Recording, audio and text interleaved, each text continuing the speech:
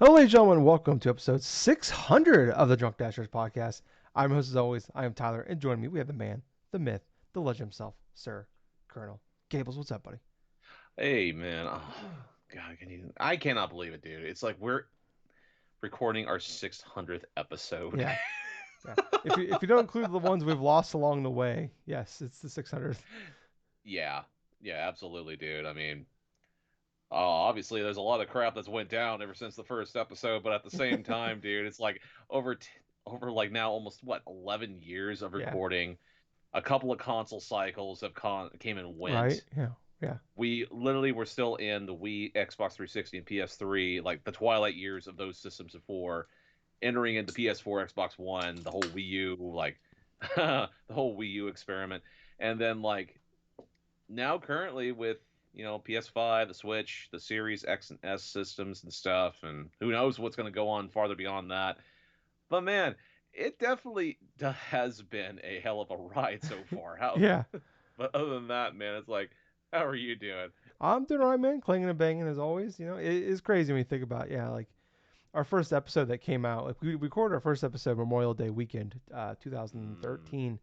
But our first official like podcast came out was covering E3 2013, and that was yep. the infamous like Xbox coming off the infamous Xbox presentations, the whole PlayStation 4 being $400 and here's how to share your game.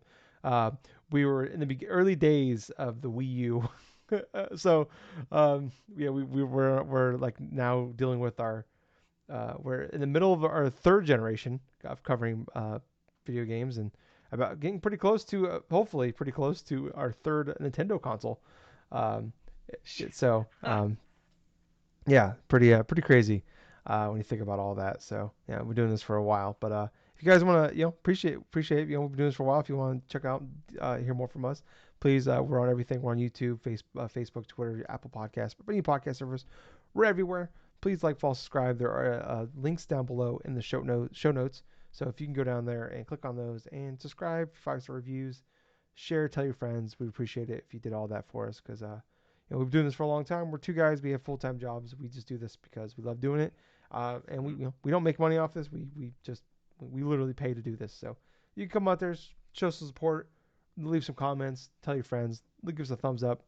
Mean a lot to us if you can do that for us. So, and especially coming off of February on YouTube was our biggest month yet on there. So that's pretty exciting. That we've been slowly growing over the last couple of years, and we've had a big boost the last year. So appreciate Yeah. it. If you guys help us out and keep going out there and supporting us and all that. So yeah, closer you guys do that, okay, closer we can get. Maybe eventually we can get to the point where can pay us a little bit of money for doing this. So maybe we can make 12 cents a month off this podcast. It'd be great.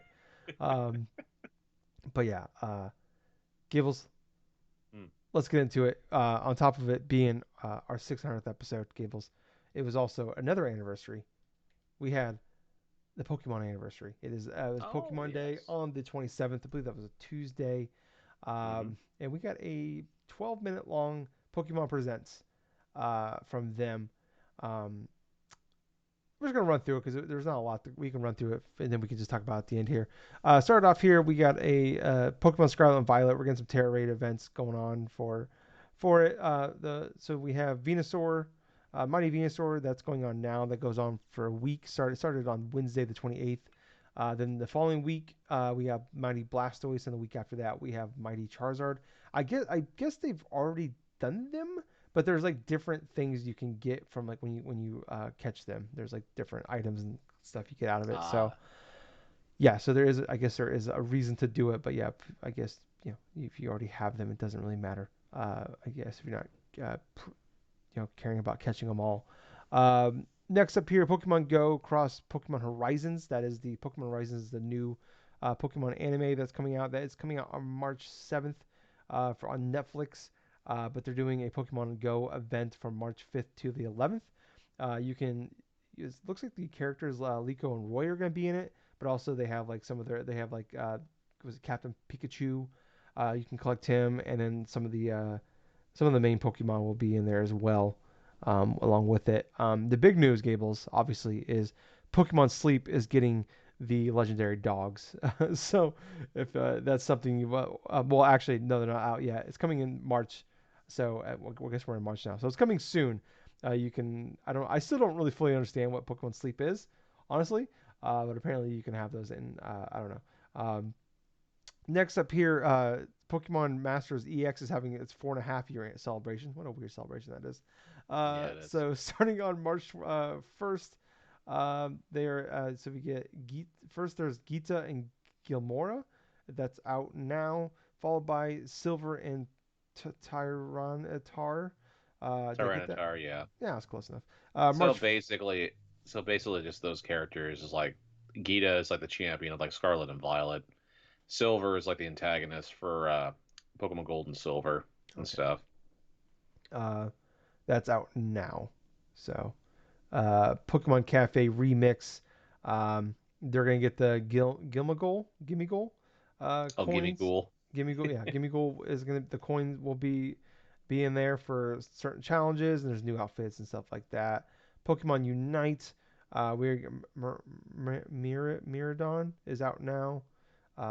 Phalanx is out in April.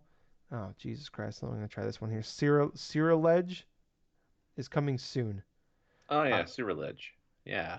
okay. And then if you put Pokemon Day 24 into the gift code, you get 3-day access to Miradon, whatever. Uh, Next up here, probably maybe the biggest news out of this, really, like that's more imminent, is we are getting a Pokemon trading card game Pocket that is coming sometime this year.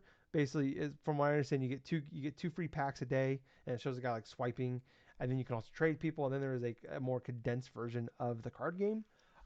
Basically, kind of looks like they saw Marvel Snap come out. I think was that late 2022, early 2023. Kind of take over the mobile world, and they're like, well, we want a piece of that. So I think this is what they're doing for going with that end. But I believe that it's the Masters EGX people are making this, and from what I Okay. understand about their games is they're very much built around the gotcha mechanic. So uh, yeah. Yeah. And then last but not least here, we got the Pokemon Legends Z-A. That is coming in 2025. It is launching worldwide simultaneously.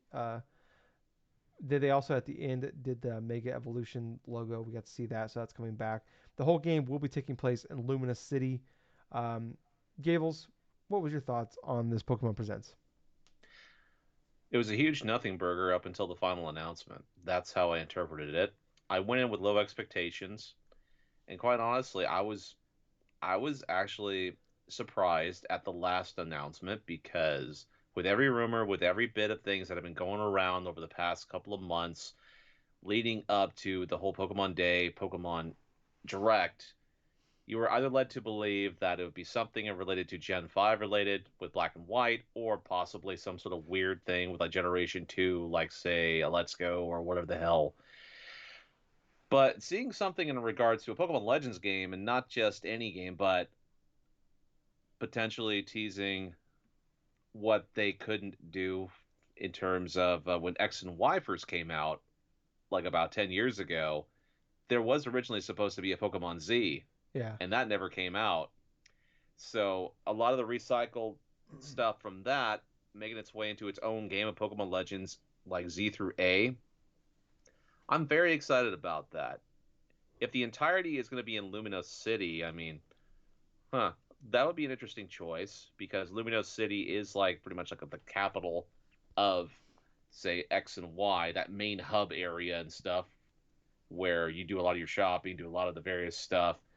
There's actual things for things that you could like do, like grooming a Pokemon, this and that. I'm just remembering what I remember from X and Y. Yeah, it's kind of like But how the school in Scarlet and Violet was like it's like the main hub of the game. yes, Yeah. yes. And all in all, like I said, if there wasn't like say an announcement at the end, I would have just completely just say that was just a waste of time. But with that, I thought it would probably be like about a 5 out of 10 for me for like a Yeah. direct. It was the middle of the road. I mean, it was the basic stuff that we were expecting. Some of the stuff did leak already because of like data mining, especially with Pokemon Unite with Miraidon and Phalanx and like stuff like that. Now, my main thing is with this Pokemon Legends Z through A. There's a couple things I thought about in terms of this announcement itself. One, there's a character inside of X and Y. The character's name is AZ. AZ is supposed to represent like a character from way back in the ancient times of the Kalos region, to where he was instrumental in help making this machine to drain pretty much the life force of Pokemon in order to try to revive, no, to bring back to life his Pokemon, Floette. Yeah. But the whole story is Floette, seeing the destruction that he has caused, like AZ has caused, in order to try to bring it back to life, that Pokemon ends up leaving AZ and stuff because it was so disgusted that it had to kill different Pokemon by absorbing their light force in order to Such just, a crazy end storyline this. in that game. It's a crazy storyline, but it also represents one one definitely real possibility they could be going with is, which leads in to my next thing about it, from seeing the logo and from what is presented, Z through A, right? AZ, possibly going back and forth between modern and ancient, like Kalos. That's what I thought of initially when I saw the initial logo Ugh. going through. Because with Pokemon Legends Arceus, you were started off with a character in modern times that got sucked back into like ancient Unova We region, just right? left him there, Gables. I know. He's still there. I know, right? It's Uh, so weird how that just happened. But even alongside that game, there were characters that were sucked back into that time from like modern Pokemon games as well. Like the train conductor from Generation 5, one of the train conductors from Generation 5 and stuff that happened to be there off the cuff, totally out of the norm. Like he's dressed in modern clothing and stuff. That was never explained. And that's just one of the things that's so weird about just Pokemon Legends Arceus, though. But this type of game actually presents more excitement to me because it's something that's going to be unpredictable, and the way they could go for this different type of gameplay or the story of it, it's really more fascinating to me than just another remake or just another remaster of a particular game. But this game definitely is going to be the tie between Generation 10 in yeah. 2026 possibly. Yeah. Yeah.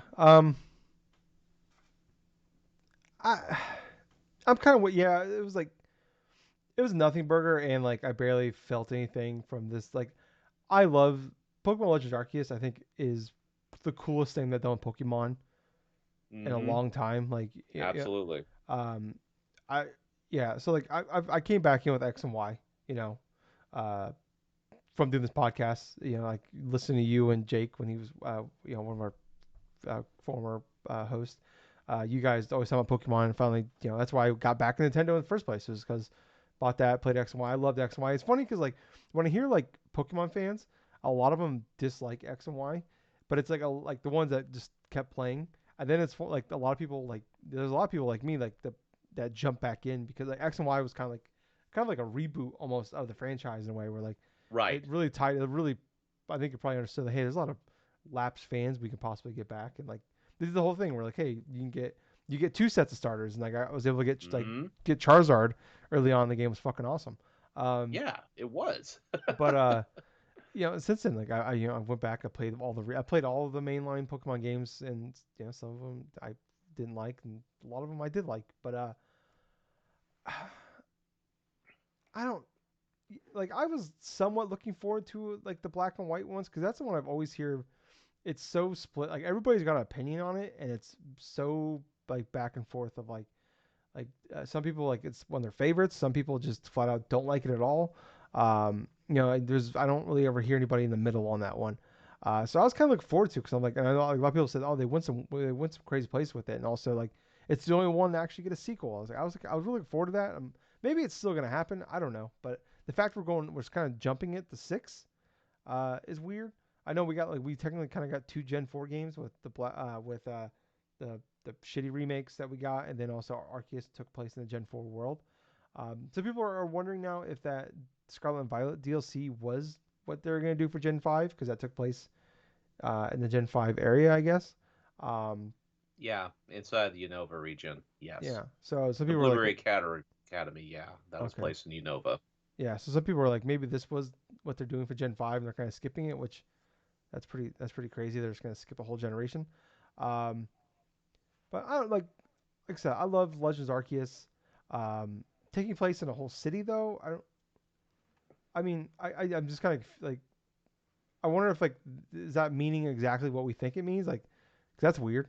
So people are like, hey, are we rebuilding this city? Because like this one, this is it's based off Paris, and someone was mentioning like back in like the 1800s, they basically like future like people that were running the city were like, we need a future proof Paris, and like the way they designed it and the way they built everything, they wanted to build it like for like the long term.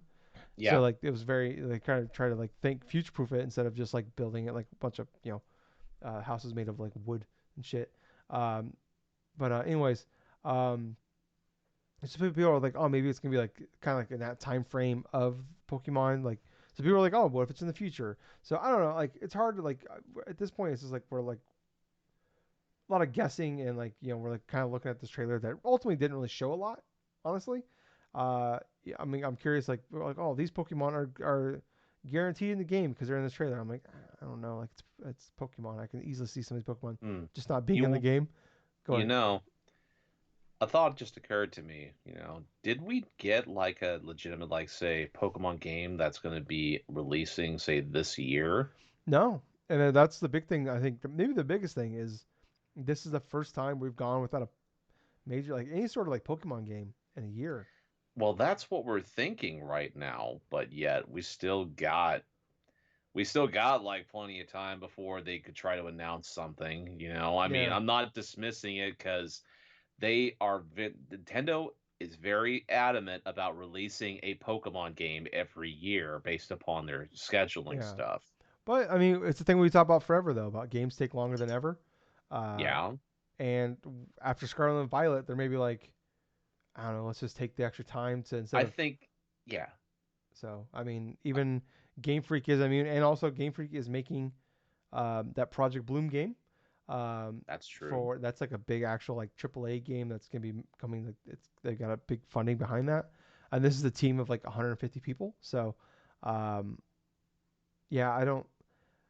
I mean, is it possible? Like, was Ica was that the name of the team that made possibly we get that remake this year? I feel like they would have announced it here. I guess we'll probably they usually do like a Pokemon Presents um in May into May, um, but that's usually when they have a Pokemon game coming out at the end of the year, and I guess we'll know in a couple months if they're gonna have something or not this year. But I feel like they probably would announce it, or like maybe you would have announced the one coming this year and then save that ZA for later. Um, I don't know. It was just a very I don't know. I think it's one of those things where they're kind of in a tough situation because they always have to do something. Um, on like Right. they're expected now to do something every year. It's kind of like in 7 Day for Mass Effect. Last year we got like a bunch of teasers for a game that's like 7 years away. Oh Like my Last of God. Us has Last of Us Day, and it's like some years we get a trailer for the TV show. Some years, hey, it's some new merchandise you can buy on the store. So I wonder if it's just that case, but like it's different because they actually do like their own version of a direct. And last year, it sucks because like last year's was pretty bad. I remember getting off work and I'm like, is it even worth doing a live reaction to? And you're just like, don't even waste your time. And I was like, okay. And I watched it. I'm like, yeah, this was garbage. And I was like, I don't know. Like I did a live react to this, and I just kept looking at I kept pulling up the YouTube like the clock to see how much time was left. I'm like, all right, we still got 6 minutes left. We're good. We're good. There's still gonna be like. And then I'm like, okay, we got 4 minutes left. We can do a couple trailers here. And then it's like I looked, Hmm. and I'm like, there's 2 minutes left. I'm like this better be good. Like, oh, look, I'm potentially ecstatic for this, but it's like I I don't like I'm just like taking place in a city. How is that gonna work? I mean, even if it's like 300 years ago in a city, maybe still that's still weird. Um, Hmm. I don't know. I really don't like. I felt like the whole thing like it did not. If you don't have anything this year, why not fucking put out the fucking old games? Like they kept playing the fucking music from the Game Boy games during Yes, they did. after every single announcement, they would play the music. I'm like, okay, we're setting it up, and then nothing. It's like it's been 7 years. The NSO has been out for 7 years, It has and been. we don't have a Pokemon game. And even, like, why? I know nobody loves selling old shit to us again more than Pokemon Company and Nintendo. I know it, Yeah, and they're probably like, hey, how can we find a way to charge these people for it? Uh, but I'm like, I just can't believe it. Like, why don't we have gold and silver? Why don't we? Like, we should have the fucking Game Boy, the remakes out now, but we don't have those either. It's like, what are we doing? Like, why don't we have exactly. the Gen We One should. remakes? I We like, should have. We should have at least the original versions of the first three generation of Pokemon accessible on the Switch online, but yet we don't. yeah, yeah. Like, And if when you you think, go ahead, you go ahead. oh, well, anyway, but it's like when you think about it,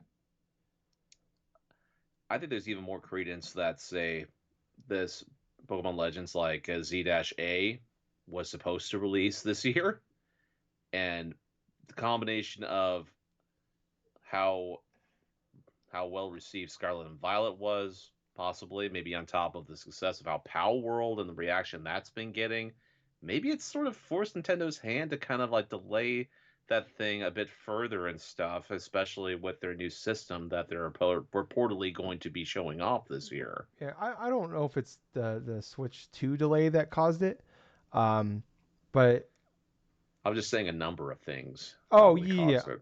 I think the reason we didn't see gameplay, one is because they don't, like, probably Nintendo's like, we're gonna show gameplay first. We don't want you to look at this, and like, but I mean, I don't know, like, I know they said the family of Switch consoles, which is what Nintendo Hmm. always says for their, like, because they call it Switch Lite and OLED and that too. Right. Um, so people are like, it's just a lot of like, could it be? Is it cross gen? Is the next console gonna be the Switch? Like, I don't know. We're just kind of left like kind of hanging right now. I feel like until um, we get the Switch reveal, whether that's in June or later in the year, I don't know. But I hope we see that sometime. Like, when they do the big reveal, I hope we see it. Like, when we see, like, show me everything. I want to see all the big games you got coming soon, and Mm. I'd love to see it because, like, I want to be super pumped for this game. Just coming out of Scarlet and Violet, obviously, definitely kind of hurt my excitement for this. And, like, I love Legends Arceus. It had a lot of problems though. It'd be great if they fixed that, but, like, I still love that game. So I'd love it if it's just like, hey, it's just more of that, but also in a different area. Like, totally down for that. Um, I just I don't know, the whole, like, being in a city aspect is the part. Like, for me, that's the part I'm having the hardest time wrapping my head around. Like, how's Yeah, that gonna work? I'm like, I don't want to be walking around a fucking city with a bunch of people wandering around and I'm trying to catch Pokemon. Like, I don't know. But if anybody can make it work, it's Game Freak. So, yeah. and yeah, I don't know. Like, that'd be really great if, like, they can Switch 2 comes out and, like, hey, launch, we got the new 3D Mario game, and then in the holiday we have the new Pokemon game. Like, that's a pretty great year for a brand new console. So, Hmm. yeah, I guess we'll have to wait and see. Is it, outside of that, Gables, anything, like, are you, like, interested on that Pokemon Pocket game at all, or No, not no? really. If it was like a full-on, say, Pokemon trading card game in terms of something similar to say what we got for Game Boy, I mean, Yeah, that'd be yeah, a bit different. But this is like a mobile gotcha game. I mean, my interest is like, not really that high yeah. on it. I mean, I'd love to have, like, a, like, just I'll pay like 40-50 bucks for a just modern day Pokemon game, that's a trading card game that just you can just buy and just play online with people. Like, I'd love that. Hmm. Like, it's like, I just don't want to deal with the free to play bullshit of it. It's like, That's one of Nintendo's most missed opportunities is putting the Pokemon trading card game on the Nintendo Switch itself. They have it on mobile. They've had it on iPod stuff for years now. This whole like freaking gotcha game, trading card game stuff is good for them, obviously, because it makes the microtransactions for their gotcha game stuff. But yet, having something almost akin to say what Yu-Gi-Oh yeah, sort of has in terms of, like, their Master Duelist stuff, the freaking like oh my gosh, the Legacy of the Duelist stuff. There's different types of trading card games on consoles, and yet Mm, Nintendo could not have anything in regards to the trading card game besides the classic one that they have on NSO. Just a missed opportunity for them. yeah, yeah. I like I said, I would pay full price for that game. I know that's not maybe not everybody. I know a lot of people wouldn't do that, and I get that. Like just like the Yu-Gi-Oh game. Like if you gave me like a really good Yu-Gi-Oh game, like that Legacy of the Duelist was awesome.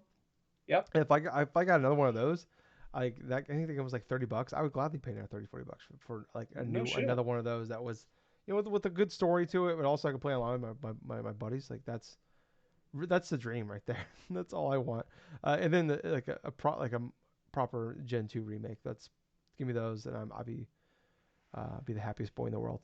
Um, let's move on though, Gables, to some other news here. Some more shitty news here. It's just continuing on. Um, I really don't even. It's one of those things where it's like I don't want to like. You don't want to get used to it, but it's like I'm running. I don't know what to like even feel or think or say anymore about some of these here. Mhm. So PlayStation announced they laid off 900 employees, 8% of their staff. Um, they shut down London studios. That was one that like made a lot of like their VR games. They made like iToy and SingStar and stuff like Oh that as well.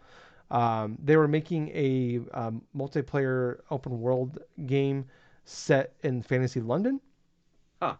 Uh, they also have layoffs at Insomniac, who just put out the fastest selling PlayStation game of all time 3 months ago with Spider-Man 2. They're also probably the backbone of fucking PlayStation at this point. They just in the last like what 5 years they put out since 2016 they put out two Ratchet and Clank games, three Spider-Man games, and I feel like I missed something there, but five games in a basically a 5 year stretch. Um, they put out, and including the three best selling of all time. Gorilla had layoffs. They put out three games in the they put out um, two Horizon games. They put out that VR game. They put out two expansions for those Horizon games, all since 2017. Those games Mhm. have combined to sell nearly 35 million copies. Um, Wow. Layoffs there. Naughty Dog had layoffs, probably their biggest, most important, as far as like biggest brand. Naughty Dog is with the last, they're probably bigger than ever now, even though they haven't put a game out in 4 years because of like the TV show and everything like that. Fire Sprite, who they just bought a couple years ago, they had layoffs. They were working on that Twisted Metal live service game that got canceled. Um, and then, we're just going to run through some of these here. EA had layoffs as well. 700 people were laid off, about 8% of their staff. They had 800 laid off last year. So 1,500 people laid off in the last like 6 months. There was a Mandalorian Star Wars first-person shooter game made by Respawn that was canceled, and apparently that game was looking great, and it was a couple years away. Um, and people were pretty excited about it. And this was like a lot of the Titanfall people were working on this, Mhm.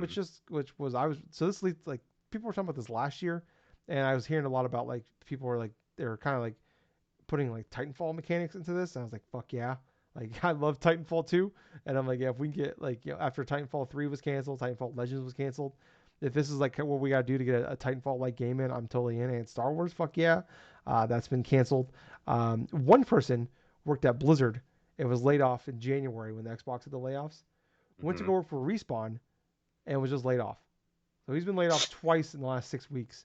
Um, Wow.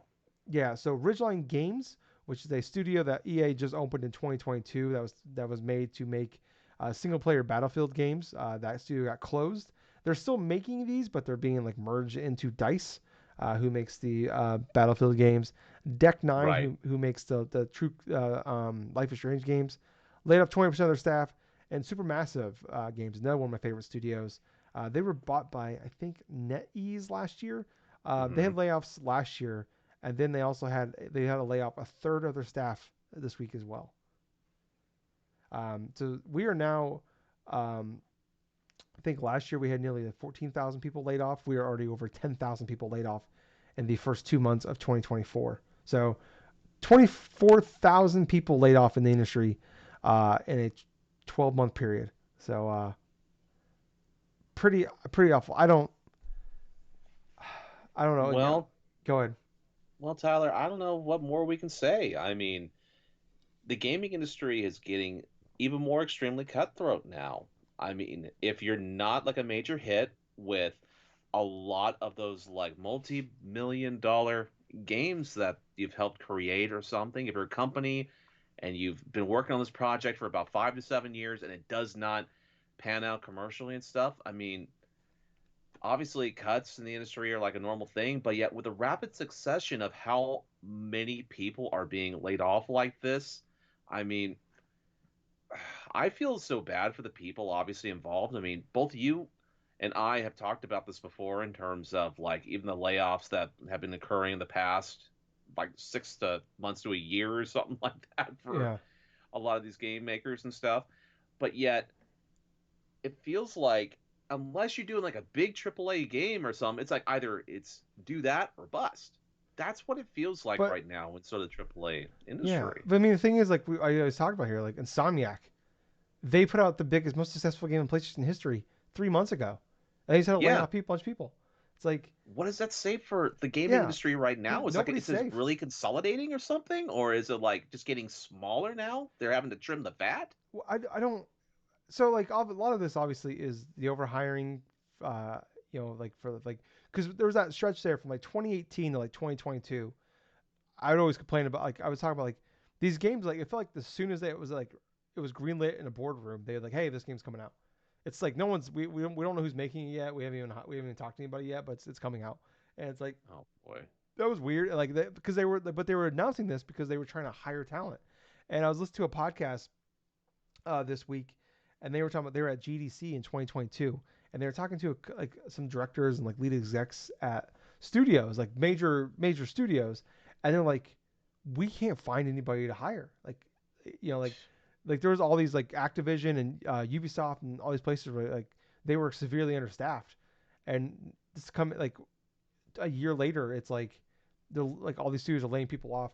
Which what blows my mind here is EA like decided, like talked about this like 12, 18 months ago, said that like they're kind of like they're tripling down on like IPs, big IPs. Like they signed that 3 game deal with Marvel to make the Black Panther and Iron Man game. There's a third game Mm-hmm. that they'll do later. They have like this. They're making multiple Star Wars games. There's like apparently that someone's making a Star Wars RTS game. I don't know if that's going on with that one somewhere. I don't Um, know. but like they were all in on IPs because like I get it. Like hey, instead of spending $200 million to like hopefully make a brand new IP, it'd be like we can give Disney a little bit of money or give somebody else a little bit of money for their IP that like already will like we'll sell a good chunk of copies just because the IP's on the name, Right. and like we'll just we'll pay for the license, but we're guaranteed at least something for that instead of like spinning up our own thing, especially with EA where they fucking destroyed all their IPs like They in the did. early 2000s. They fucked themselves. And we've talked about they've changed a lot. I feel like they were going some good places. Like they brought back Dead Space. The Star Wars games were like the Jedi games were fantastic. Obviously, It Takes Two and all that. They had a game of the year just a couple years ago. Um, That's so hard to believe, but yeah, it yeah, happened. yeah. Um, like they have a game of year for Xbox had a game of year. It's fucking wild. Um, like this, they are known as like they make Madden, they made FIFA forever. They make like NHL. They don't do NBA anymore, but like they are they turn these IP. I almost said IPAs. I got beer on the mind. They turn Hmm. these IPs and they make them into money making machines. And it's like Yep. so a year and a half ago, you just started this. You made a studio. You built a brand new studio to make an Iron Man game, or not Black Panther game. Dead Space people are making Iron Man. To make a Dead Space game, and then you're just changing course a year later. You have even there's no proof of concept yet. These games are still in early development. You have no idea if Mm-hmm. this is gonna work or not, and you just like, nah, we're changing it. It's not gonna work. Like just because you put out, you change FIFA to FC, and you saved $100 million on the IP. It's like this is apple and oranges. It's not like you could just pull the Star Wars out of the next Star Wars game And it's like it's a lot like Star Wars, but it doesn't have the names. Like it doesn't work. It doesn't work like that. I don't know. Like, and what sucks is like all these studios are worried about like how much these games are gonna cost, and like they need to put games out to make money, but they're firing the people that are gonna be the ones that put the games out. So like I've said this before, is we're not gonna feel the effects right now. You look at like where we're at, like the last year and a half has just been this nonstop great games coming out. Like you can't keep up with Yep. all the great games coming out, and a lot of that is because all the hiring they did a couple years ago. Yes, they did. So we're gonna what's happening right now. We're gonna feel that. So at the end of this generation, and when we go into the PS6 and the next Xbox and all that, it's like, and there's just very few games coming out. We all got to Mm-hmm. remember this time right now because this is why those games aren't happening. Unless something Yes. major is changing in gaming, and I get it, like these games are more expensive than ever. Spider-Man 2 was like $250 million. Like you look at like games okay, like Marvel Avium and Callisto Protocol came out. They did not sell nearly enough to make their money back. Layoffs happen. I get like that. I get that. Like okay, the company we're in a rough spot. Deck Nine, the the the executives all took pay cuts to make sure not as many people got laid off. Maybe we should start there. Maybe if your company isn't doing well enough, maybe the people up top that are making millions of dollars should maybe they take the pay cuts and then, if you gotta make cuts after that, you make at least you tried, I guess. Yeah. Um, but the problem is right now is these like PlayStation, like this is all happening because of we talked about a couple weeks ago with their they did their quarterly report. They talked about like, oh, we're in the second half of the PS5. It's not going to do as well next year. Um, the sales have kind of peaked a year per for sales per year, and the stock price dropped $10 billion because of that. And this is all because of that. Huh. It's all because in 3 months when they come back and do the next quarterly report, they gotta sit there and tell them, hey, look, we laid a bunch of people off. We're cutting costs. It's all to make things look good in 3 months. But the problem is, what are you gonna look like in 3 years? And I like okay, if you do all these cuts are happening, as okay, but we're making a major change in where gaming is going. All right, we get it. Like these games cannot like I love these big huge games. I love these games. They're some of my favorite games. But I get it. These are this you cannot keep doing it. Cannot keep growing. Cannot keep getting bigger and bigger and bigger.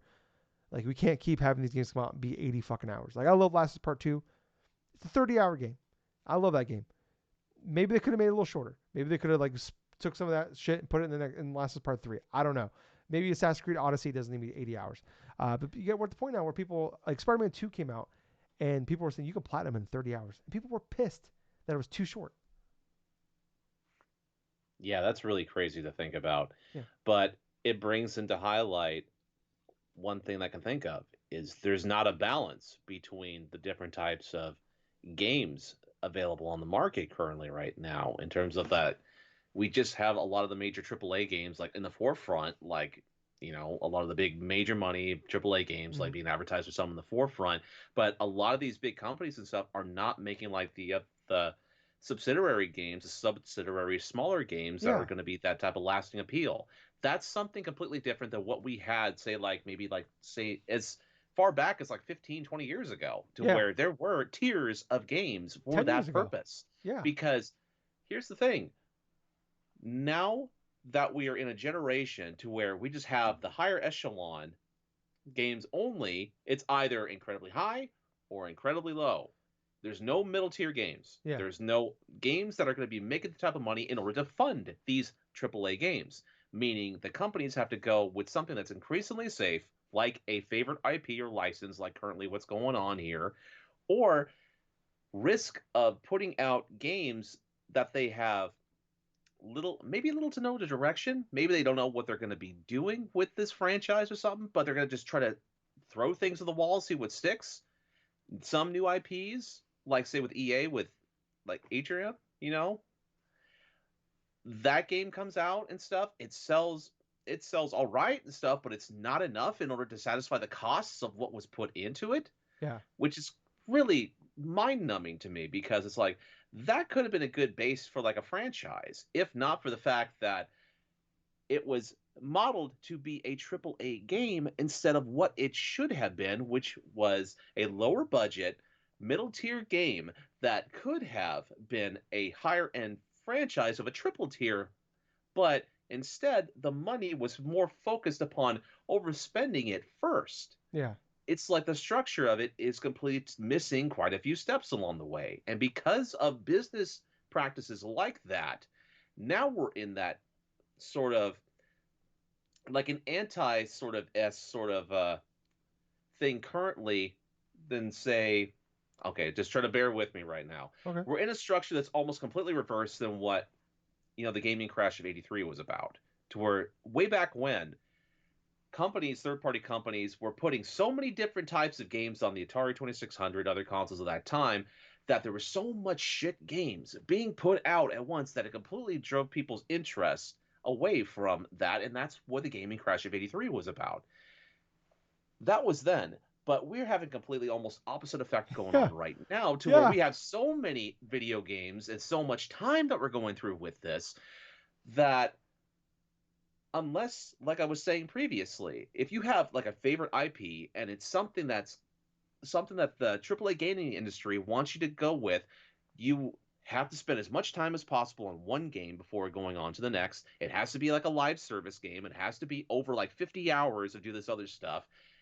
And then what happens when that game does not pan out, or that live service doesn't pan out, or something like this? What we're seeing is everything coming to head all at once. Live service games, they're starting to become get going down on the decline, Yeah. is because people are getting sick and tired of doing like People don't want another doing job. yeah, people don't want another job on top of doing the job they got currently right Yeah. And they now. already got a side game that's they're already playing as well. They can't play four. But what remains what remains as a tragic consequence of this is the fact that all of these people that are in the gaming industry currently that were increased hires for the past 3 or 4 years, like you were saying, now they're looked at as casualties in terms of cutting costs in order to do business endeavors, you know? And that is mostly on the fault of the companies themselves, EA, Sony, like Microsoft and stuff. I mean, we don't hear too much about Nintendo's cutting of costs and stuff like It's that for very employees rare in Japan. because their structure is completely different yeah, than United States. yeah. But They actually care about their employees, unlike here in the yes, U.S. and to tie everything else here in like a big old bow right here, if we keep on going on this path currently in the gaming industry, for the AAA gaming industry, with what we're going with here, less people are going to be working for these companies. It's going to have a lasting impact with less talent, less creativity, less great games come out, and then we're going back literally 15 to 20 years ago, to where we may have a couple games come out every few months that may potentially be good or maybe average at best, and then we're constantly waiting upon maybe the one or two big games that were announced and stuff. It would be almost a reverse trend. Yeah. That's one of the major fears that many gamers have right now with this sort of like, oh my, consolidation things of like the AAA gaming space. It's too big. People think it's too big to fail, which guess what? Gaming and what they're doing right now, it's not too big to fail. It happened once before. It was in the it was in close to the freaking mid 80s, because none of us fucking remember this, because not a lot of us were born during that time Yeah. period to Yeah. experience it, unless like you're Gen X or older or something like Boomers. that, which but yeah, man, I mean, at the end of the day, it just sucks that a lot of people are losing their jobs. Yeah. And the big culprit is greedy corporations, greedy, just Short-term just thinking. short-term thinking. There's no Yeah. long-term thinking going on right now. Yeah. They like I said, they want to make the next quarterly report. Because they don't want shareholders to get mad at them. And the problem Yeah. is when you tie bonuses to the stock, and the stock drops. Well, fuck. I can't worry about 3 years from now. I gotta get my I make $20 million a year, but I gotta get my $3 million bonus in 3 months. So I gotta lay Yes. so I gotta lay a bunch of people off. So EA 3 months ago bought back $350 million in stock from people. 3 months Uh-huh. ago. They laid off 1,500 people. You know how much money is going to people kind of guesstimated how much it's going to cost them for Right. unemployment, for benefits, for severance, all for the whole process, man hours of like taking people out of the system, letting people know they've been laid off. It's going to cost them about $300 million to lay all these people off. So they spend $350 million buying back their stock, and now they're going to have to spend another $300 million in order to do the severance costs and Yeah, stuff. So that doesn't and make you could any have taken that sense to money and me. probably paid those people for like the next 4 or 5 years. Yes, So absolutely. it's a Instead short of buying term. back a lot of stocks. Yeah, so it's a short term. So you spend $300 million to get rid of these people, but then you could have paid them $300 million for the next 4 or 5 years. So what am I like? What are we saving here, really? Um, yeah, it just like like I said, if there was like a plan here, but it's like it sounds like PlayStation's doubling down on like, hey, we just gotta make more big games. And look, like I said, I love those games. The problem is like, I don't think a crash is coming because spending is up. Like I kept saying, I thought like after COVID, like, hey, this shit's gonna go back down. There's gonna be like, it's not gonna like, I think it's gonna be higher than pre-COVID, but it's not gonna keep going up. It's still going up. It's still Right. spending is still up. It's still going. It's the number's I up. will. The number's I fucking will up. say, I'm not saying completely there's going to be a gaming crash. I'm just saying that there are certain sales going on right now where the spending is up, Yeah. but it's just going to be just less good games per year Yeah. than Yeah. what we're going currently, which is still better than say none. Yeah. For sure.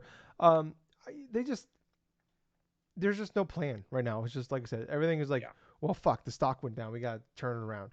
So let's lay a bunch of people off. Fuck those people. Turn it like I don't know. I just don't know what to say anymore. It's like and like I said, like I don't want to like I don't want to say like you get numb to it because that feels bad, but it's just like I see it. I'm just like I just shake my head at this point. I'm just like, how does this keep like I know it's happening in a lot of industries around the world. It's happening in my industry that I work for, um, Mm-hmm. but and like I don't know. It's like I yeah, it just sucks. I feel awful for those Yes. people. I've never been laid off from these before, but I've worked for multiple companies where layoffs have happened, like massive layoffs, and it sucks. It's just like I'm never gonna see that. Like it's like this person I talk to every day for years. I'm just never gonna see him again. And like the people like you feel bad for like you're happy because you got to keep your job, but you also feel bad for keeping your job. You're just like, so it's survivor guilt is a real thing. And Yes. I just, yeah, it sucks. So I hope all those people can figure something out. But it's like I said, there's dude they got laid off 6 weeks ago from Blizzard, and then went to go work for Respawn and got laid off again. So it's like I keep seeing people like it's off like I don't know it's the internet, but it's like man I can't. People like gamers out there that just actively hate the people that make their games. It's fucking wild to me. And Mm. like celebrating this or like dunking on them and like well you should have went somewhere else if you thought layoffs were happening. But it's like fucking there's laying off everywhere. Like there's nowhere safe.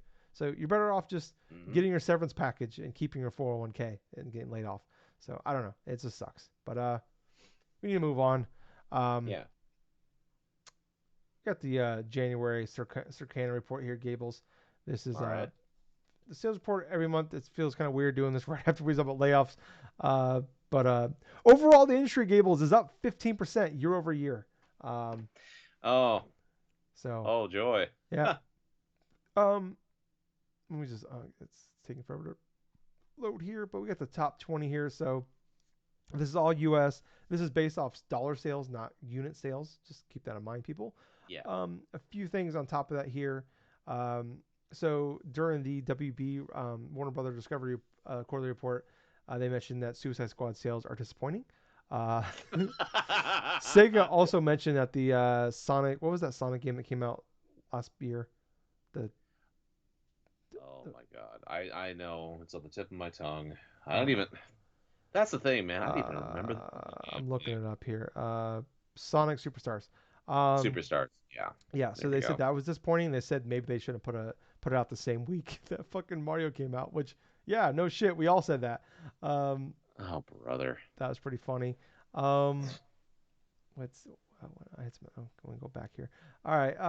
Also, Gables, here's some fun stuff for you. Pow What? World. It was the third most was the most played game on Steam and the third most played game on Xbox in January. It has officially sold 15 million units and has had 25 million players across Xbox and PlayStation. You want Um, to know what's really funny about that statistic, though? hmm, For 15 million, that's actually outsold some of the various like mainline Pokemon games yeah, too. yeah, right. It'd be one that I think is like would be a top 5 selling Pokemon game.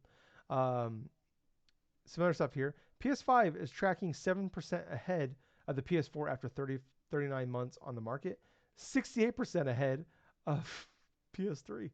Um, that's pretty funny there. So show you how bad that And PS3 yet launch was. they went ahead and said it's in the second half of the console's life cycle. Right, and then the PS3 completely turned around in the second half of its Yeah, life cycle. Um, yeah. and then Suicide Squad on Steam has had more people playing Gotham Knights than Suicide Squad. Um, so yeah, I should tell you where that game is.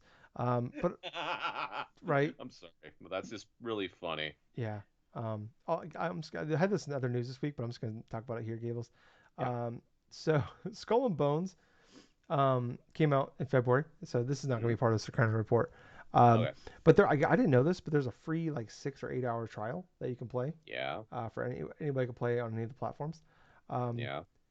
Combined amongst all that between purchases and people playing the free trial, less than a million people have played the game. Ooh, and that was for a free 6 to 8 hour trial. That's combined people buying it and those. So Ooh, that's bad, dude. feeling that game's not gonna be doing super hot next month when we talk about February Circana report. But let's get into it here, Gables. Number 20, God of War Ragnarok. Number 19, Jujutsu Kaisen Curse Clash. It's a Bandai Namco game. Never heard of that. Um, you Anime fighter. okay? Oh yeah, it makes sense. Fucking weebs. Number 18, Mario Kart 8. Number 17, oh Mario Kart 8 doing pretty good there. That's pretty cool. Number 17, Minecraft. Number 16, Gran Turismo 7 had to jump back in. Must have been a sale or something here. Number 15, Mortal Kombat 1. Number 14, Elden Ring. Number 13, a brand new game, Gables. Prince of Persia: The Lost Crown. That's pretty awesome. Good. That Well came out deserved. it came out at the very end of the month too, so that's pretty cool.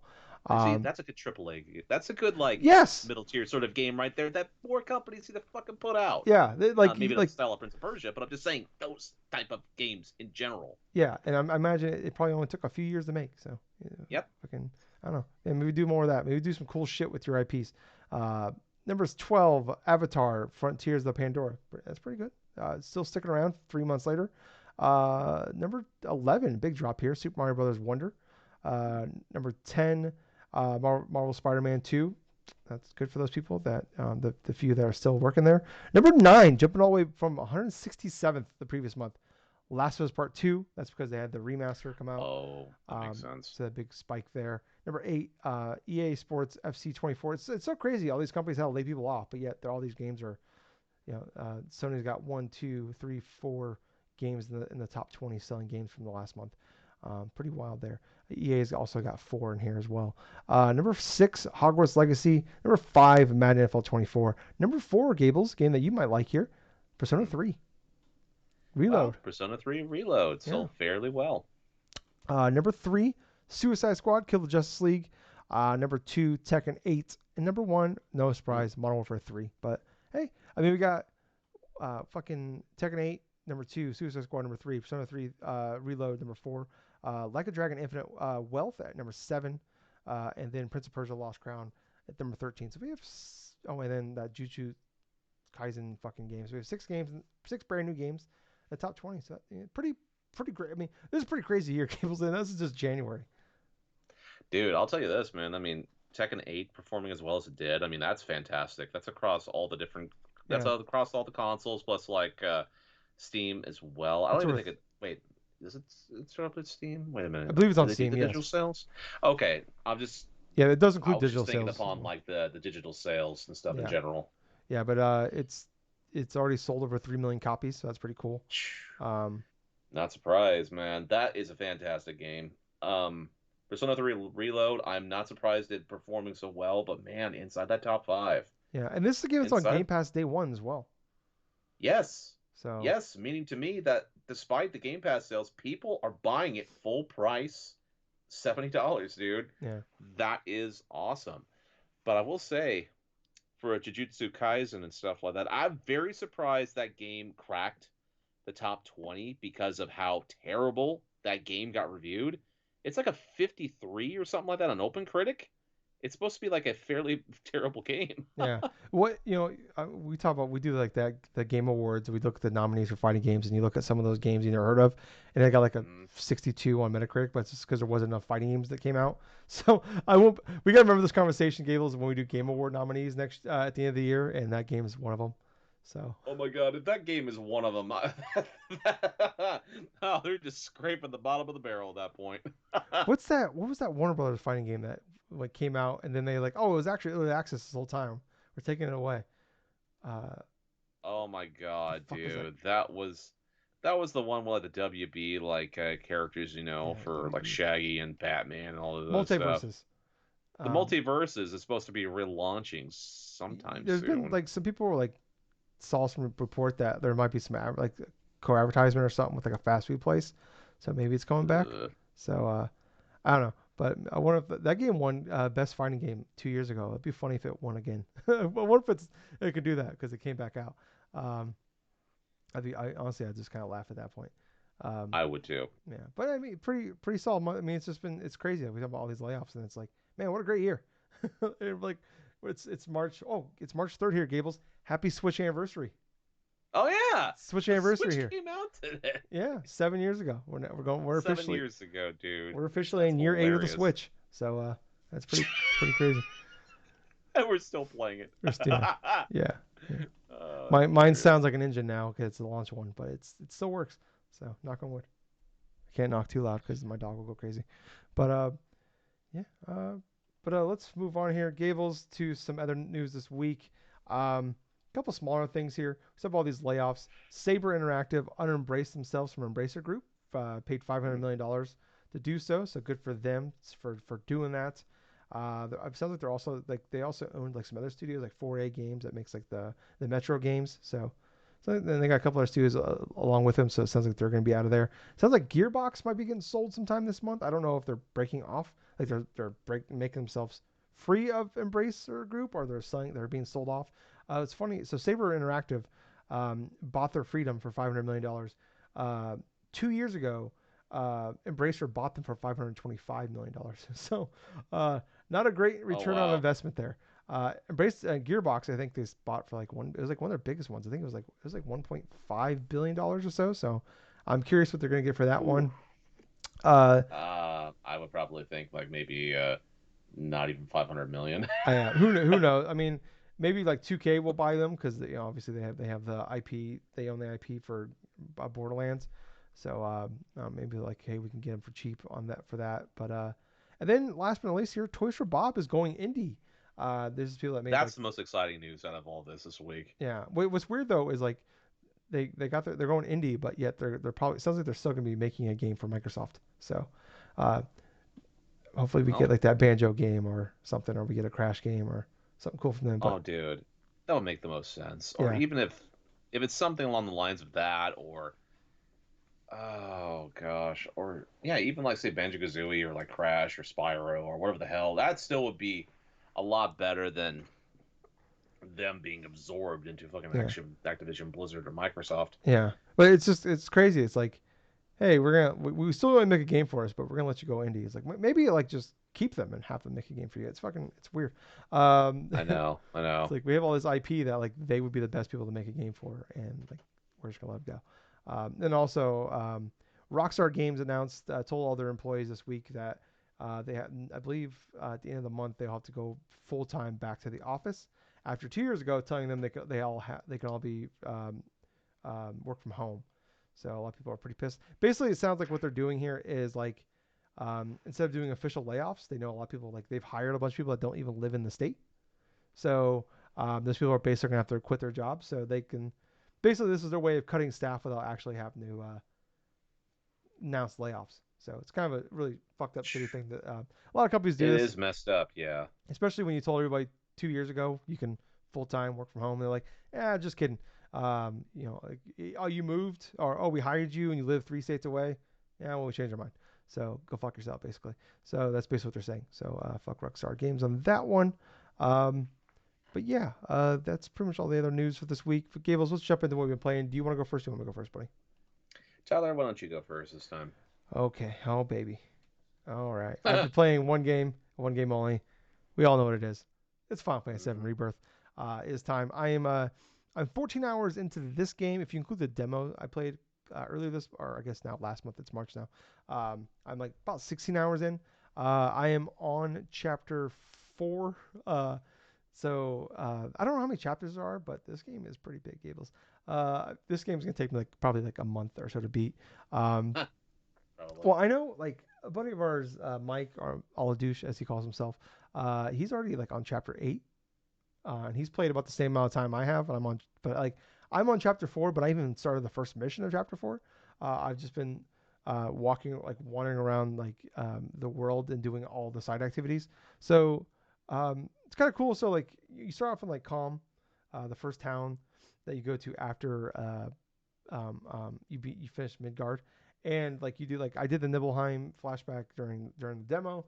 So like you get like the you once you leave that town, you go to like the open area, the first open area. It's called the Grasslands, and I spent 6-7 hours in there doing all the side activities. There's like some of the side activities are kind of whatever, but man, I'm having some fun with some of these Gables. They have a card game called Queen's Blood. I'm gonna need like like I was talking about I'd pay like $30-$40 for like a Pokemon trading card game. I'd probably pay like $20-$30 for a fucking Queen's Blood game because it's so good. It's a lot of fun. I was hearing people talking about it. It's like it's really good. I'm like, oh, whatever. Like I usually just don't even bother with these. I'm doing all of them. I'm fine. Everybody I find, I'm fucking fine. I'm fucking playing them. The game is a ton of fun. They have the Fort Condor is in this as well. It's like their like top like their board game that they have, and it was in the intermission, the DLC for remake, in there, and I was like, whatever, it's fine, and I'm loving the shit out of that in this one. Um, but yeah, so I'm like I said, about 16 hours in.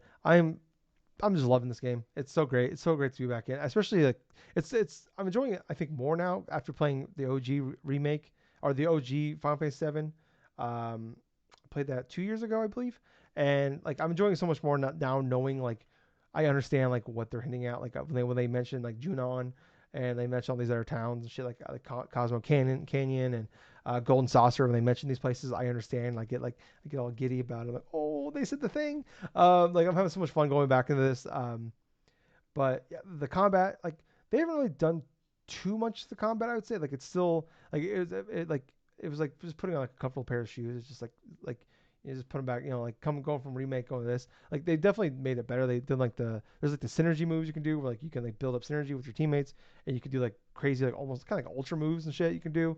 For the Mhm. most part though, it's kind of still the same, and I like that because I thought that gameplay was awesome, and it feels so great just like bouncing between characters. And it took a little bit of time to get like kind of get used to it again, like how like it was kind of hectic at first, but then like once I got used to once I got like they have a lot of the same abilities, all like a lot of the materia and stuff like that, a lot of the same. So um, I like that because like it's not broken. Don't fuck with it. Don't fix it. So I'm enjoying that.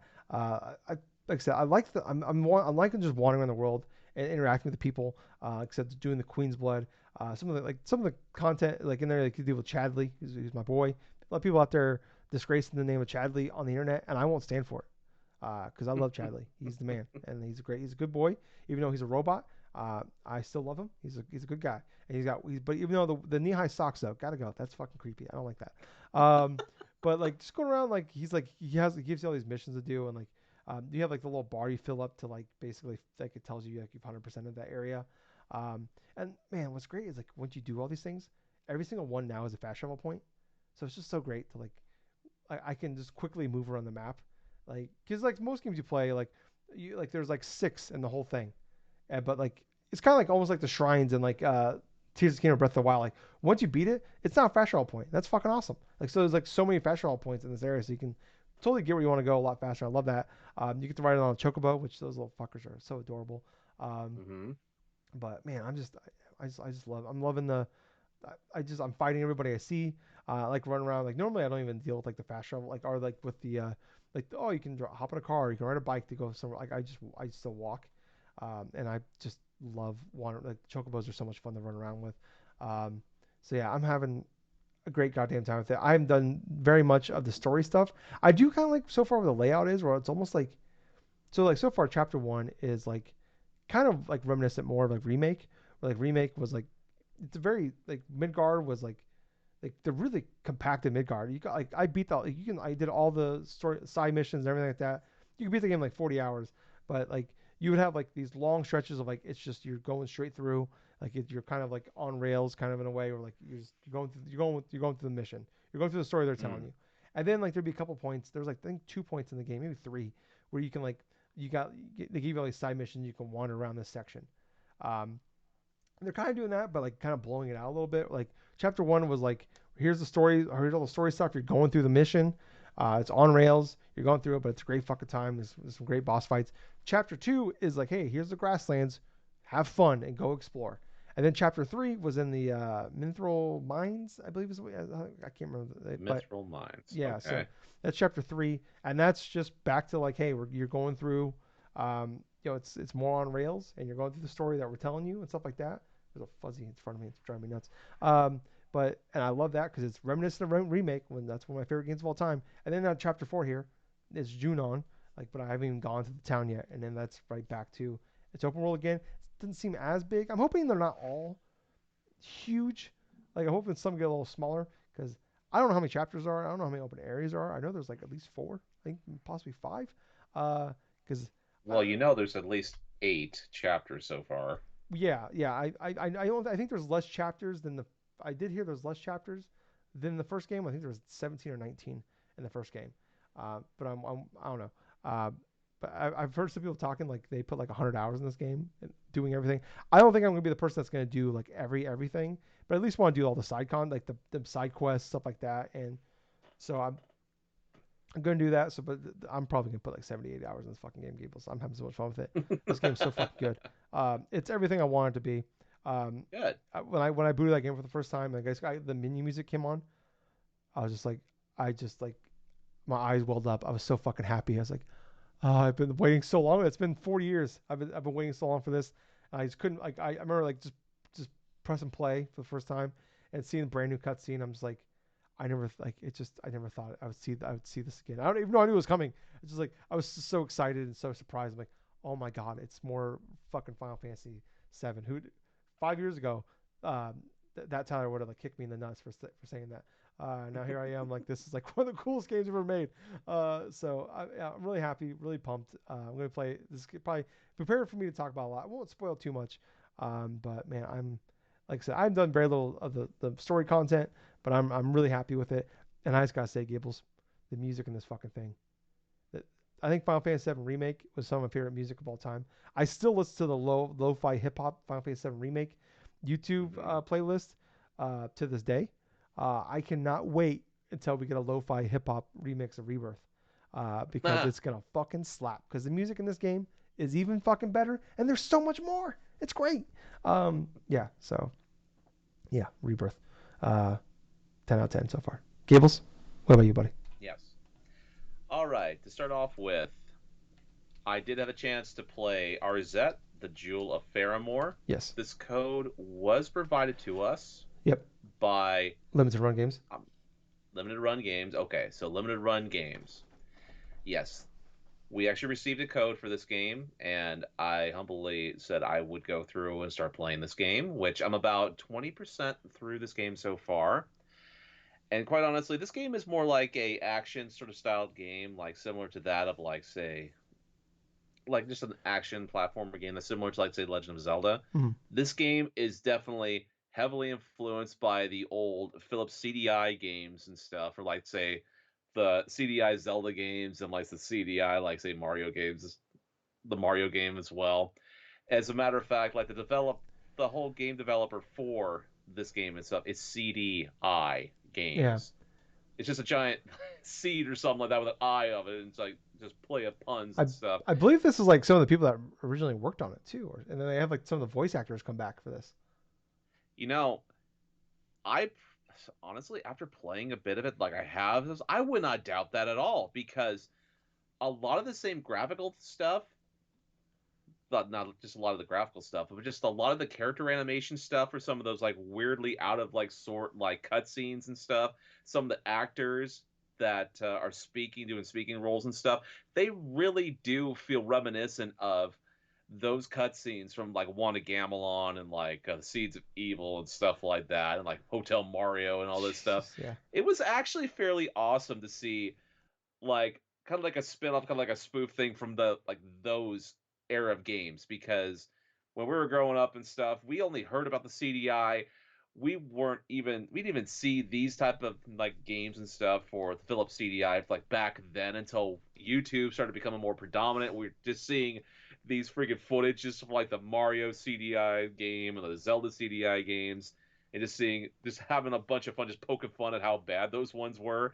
But with Arzette though, it doesn't feel like a bad game at all, honestly. It feels like a good base for like a potential like series, I feel, because like this is a good starting game in terms of like the beginning of like some like maybe a sequel or something. It kind of feels like it at first glance and stuff. The gameplay itself isn't that bad. I sorry, I had to send this to you. What? They made a controller for this game.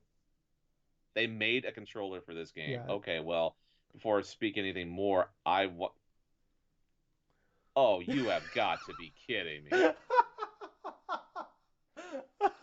Okay, okay.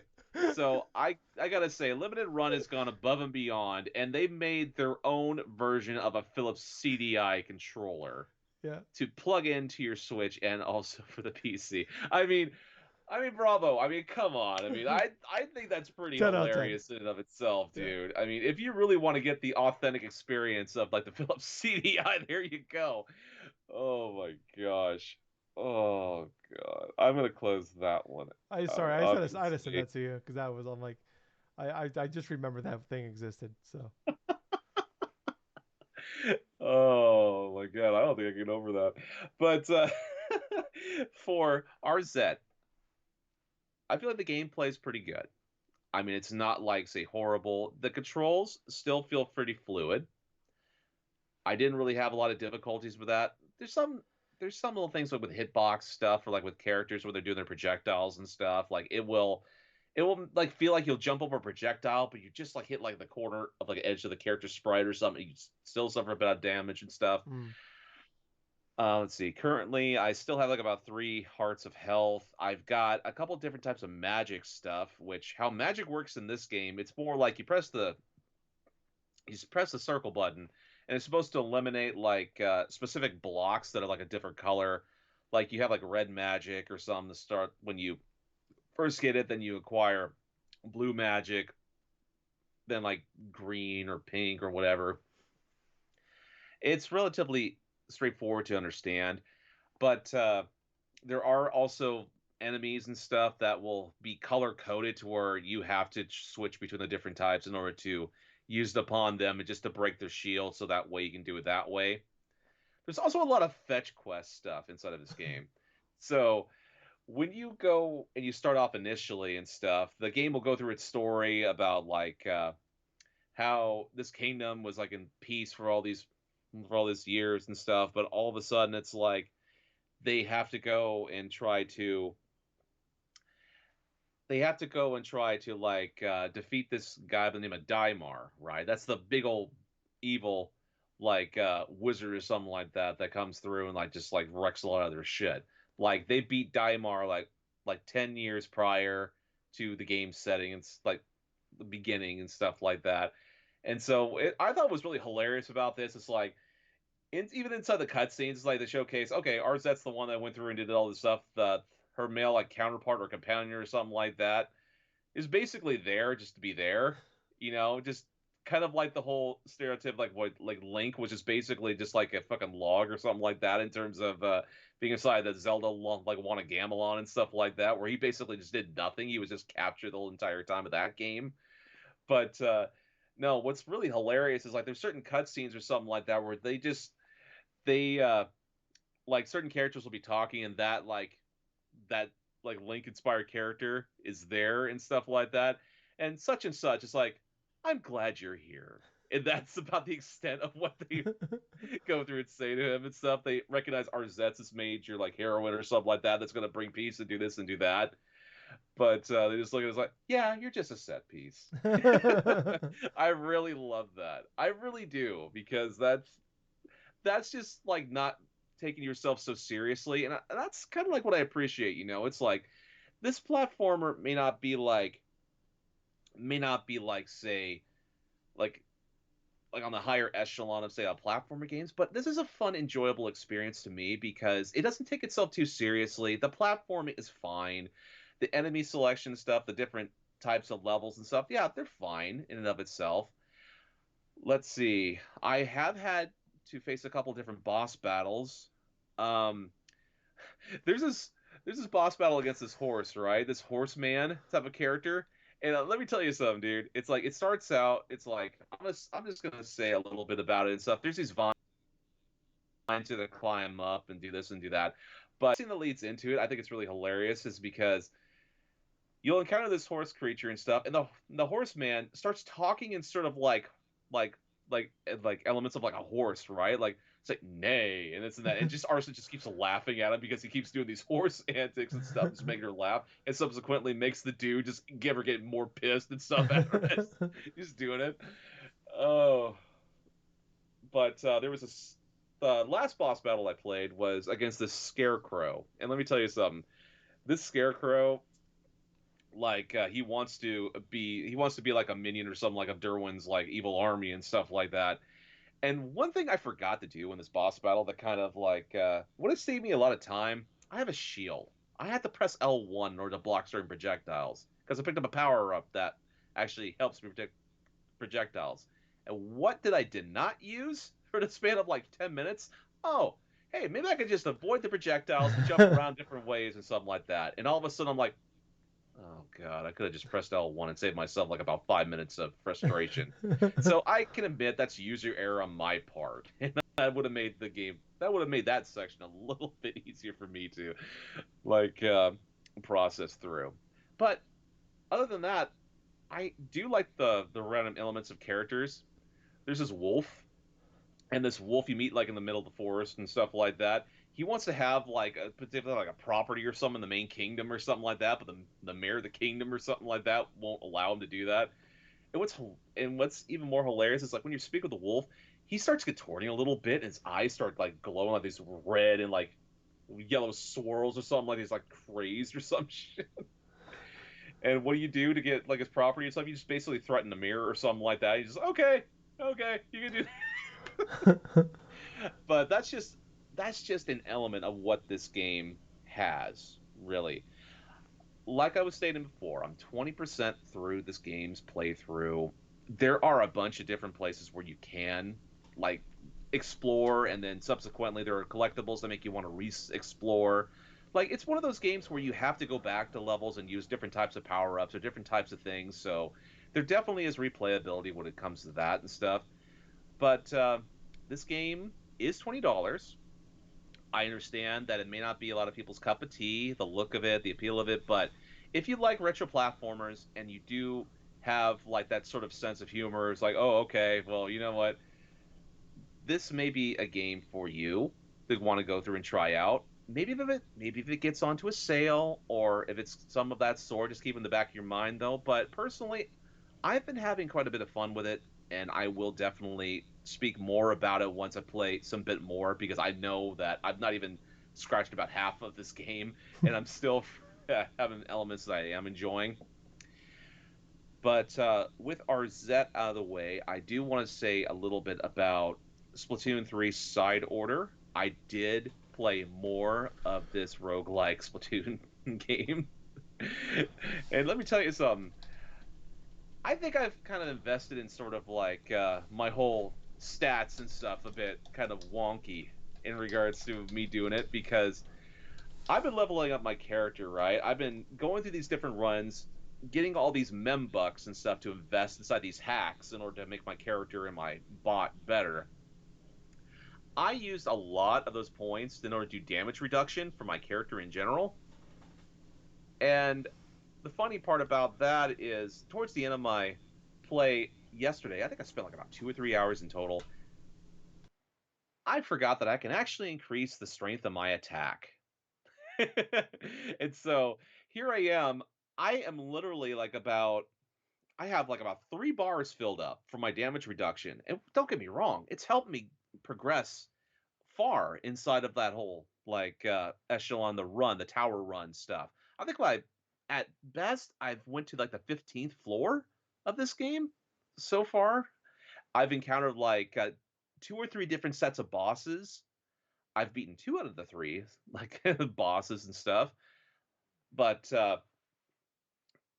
it is still fun going through a lot of the different levels on repeat. You'll encounter a lot of the same levels over and over again, but you'll get through it quicker, or you'll find different ways in order to progress through. But yeah, this game really cranks up a bit of like the randomness to it, because sometimes if you go higher inside the chain, sometimes it'll introduce like a level or something that's hard, but it has like a little exclamation point of it, right? To where if you do pick this one, there will be like an add-on like condition to it, right? It'll make that level even harder. But if you skip it, it will introduce more and more of those type of stages when you progressively get higher and higher. So it forces you, hey, if you can tackle this level and clear it despite having extra conditions or does like complete it, then that's done for now and you don't have to face off on that type of condition until maybe like a future couple levels or whatever the heck. But oh, yeah, there were definitely some bit of frustrations because there were a couple runs where I would get fairly deep, and all of a sudden, like, I literally died, like, once or like, at least the next level over, and I was just, like, right below, like, say, the 16th or the 17th floor, or right close to another boss battle that I could have just went into. But it definitely has that one more game mentality to it, to where even though I kept dying over and over and over again, collecting these mem bucks, spending on different mods for my Octoling here, increasing certain aspect of stats and stuff for my Octoling, and also for Pearl Drone and stuff like that for her set of stats that she's got. It definitely has made the mode more easier to grasp and to understand. The only thing I need to do is increase my strength in terms of attack strength and also for my armor stuff, because I've barely invested anything besides damage reduction and like maybe like one thing of continue and this and that. So I haven't even explored different possibilities of filling out the stats yet of my Octoling. But from what I have played, it is enjoyable. It can be frustrating if you don't know what you're doing. But it definitely is something I want to keep continuing on with. But the last thing I want to talk about, and it's going to be a brief thing. I've played a couple hours of the original Final Fantasy VII on PlayStation 4. I have it on 3 times speed. I have it to where, and what's awesome about this version is you can increase the speed to 3 times. You can click the buttons for like the whole like skipping like random encounters and stuff, which I understand. The only reason why I have encounters now is if I want to grind specific parts and stuff against certain enemies near a save point, then turn off the random encounters, go through that. I want to enjoy Final Fantasy VII originally before I delve into the remake and also Rebirth. The major reason why I didn't buy Rebirth and instead invested inside of a couple Dreamcast games I've been looking at for years and I'm wanting to add them to my collection is because I want to enjoy Final Fantasy VII. I've had Final Fantasy VII in my possession since like 2006. I need to beat this damn game now. But my party right now with Cloud, Tifa, and Barrett is like around level 14, level 15. And that's before I meet Aerith to put in my party. So I'm in a Oh, good okay. spot. Yeah. I definitely have learned a couple different type of limit attacks, like the Octo Slash and stuff, and like stuff like that for like Cloud and stuff. And I got the Gatling gun sort of like limited thing with Barrett and stuff. but I'm still in the early goings. So I still have a bunch of things I want to go and do, but I'm chipping away at it, but I still want to play more of that game as well. Good game. But other than that, that's all I've been playing. All right. Well, I think I'll wrap it up for this week. If you guys enjoy all this, please, like I said, top of the show, like, follow, subscribe, check us out. We're on everything: YouTube, Apple Podcast, Spotify, anything podcast service. We're on it. Just go there, 5-star reviews. Tell your friends. Go back, download all the podcasts. Um, we're on Twitter. We're on Facebook. We're on all the places. Like I said, description down below. There are links to everything. Thanks. Tell your friends. All that fun stuff. But I was host. I was Tyler. I've been Colonel Gables. Until next time, everyone, pick some video games, play them through, play something you enjoy, but most importantly, thank you for listening to another fun-filled episode of the Drunk-Nerds podcast. Hey, Gables. Yeah. You want to go kill some Dodongos? Bye, guys. My boy. Bye, guys. See ya.